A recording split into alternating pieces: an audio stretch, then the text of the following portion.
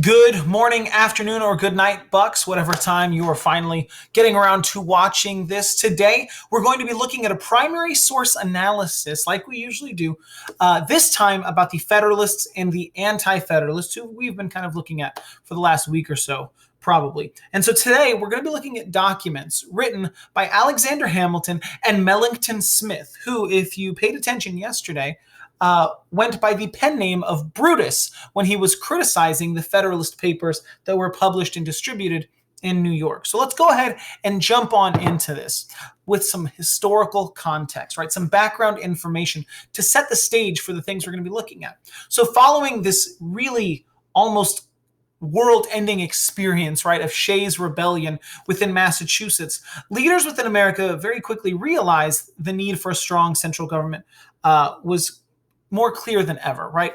You had Daniel Shays, this disgruntled farmer on the western frontier of Massachusetts, who leads a rebellion of mostly ex-soldiers, right? People who'd served in the American Revolution, and they felt like the taxes were too high and like they weren't being represented, and they were having their mortgages foreclosed upon, and so they led a rebellion that luckily got crushed by the Massachusetts militia. But had it not, right, that would have been the end of our country, right? We would have been torn apart from within.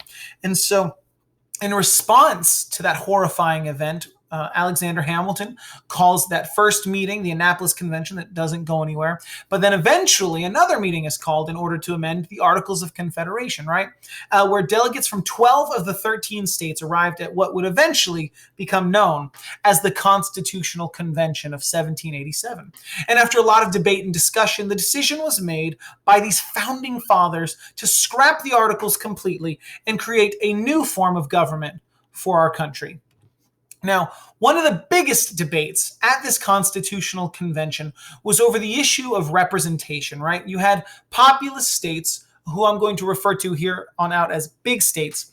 They wanted proportional or proportionate representation, wherein the more people you had in that state, the more votes or representation you got in Congress. Less populated states, or small states, right, wanted equal representation like they had under the Articles of Confederation.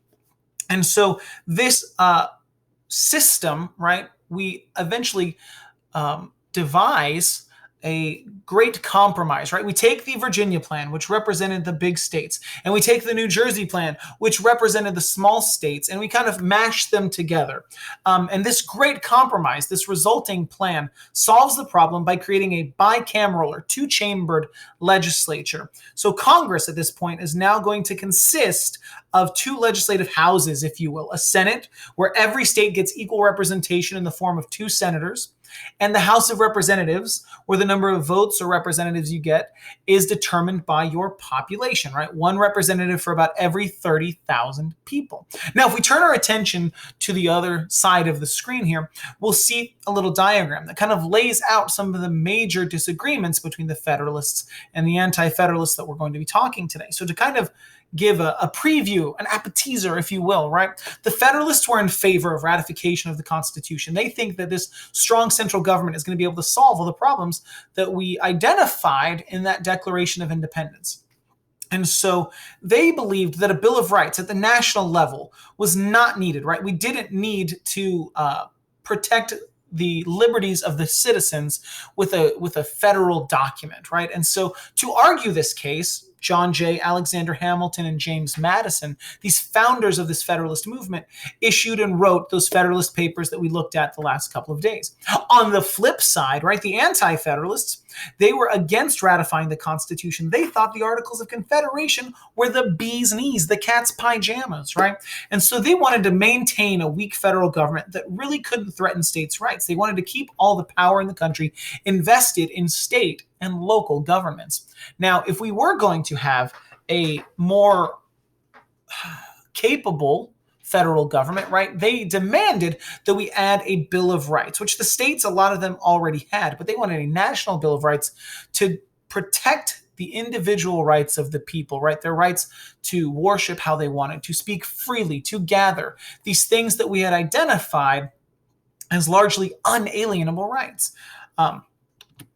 So let's continue by recognizing that these anti-federalists, right, thought that this proposal regarding representation just didn't go far enough, right? They wanted more representation. They worried that one person could not really adequately represent 30,000 people, right? And that was back then, let alone today. They believed that state and local governments could more accurately represent the interests and needs of the people that they served. And when we looked at Federalist number 10, we saw that that criticism was one valid, right? And when we looked at the Federalist article from yesterday, we saw again that we even today in 2020 struggle to name who our representatives or our senators are, right? Because they are so far removed from us.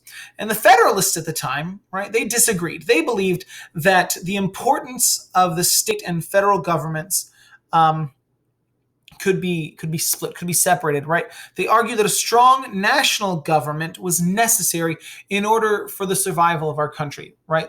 One, because we needed a newer, stronger military, and in order to fund that military, right, we would need to have taxes. In order to pass taxes, we would need a legislature, and in order to carry out the will of that military and the will of this new Congress, we would need a new national figurehead in the form of a president. And so with all of that background information, right, we're going to attempt to answer a central historical question, right? And to do that, we're going to read some documents from the New York Constitution Ratification Convention, right? Those special conventions that were called in all of the states, of which 9 out of the 13 needed to approve the Constitution in order for it to replace the Articles, right? And so this New York Convention was the most heated and conflicting state at the time, and they really end up becoming the linchpin in this whole plan. Now, New York, then as it is now, was the center of trade, right? It's an incredibly influential state, and if New York and its citizens did vote in favor to ratify this new U.S. Constitution, the Federalists were convinced that other states would follow. And so, as we read these questions or these documents, we're going to attempt to answer the central historical question on your screen, right? What types of government did Federalists and Anti-Federalists prefer? We're going to compare and contrast their opinions and try to determine what kind of idyllic, perfect government these founding fathers would have had if they'd gotten their druthers, right? If they got their way, what types of government did Federalists and Anti-Federalists prefer? So without any further ado, let's jump into analyzing these questions.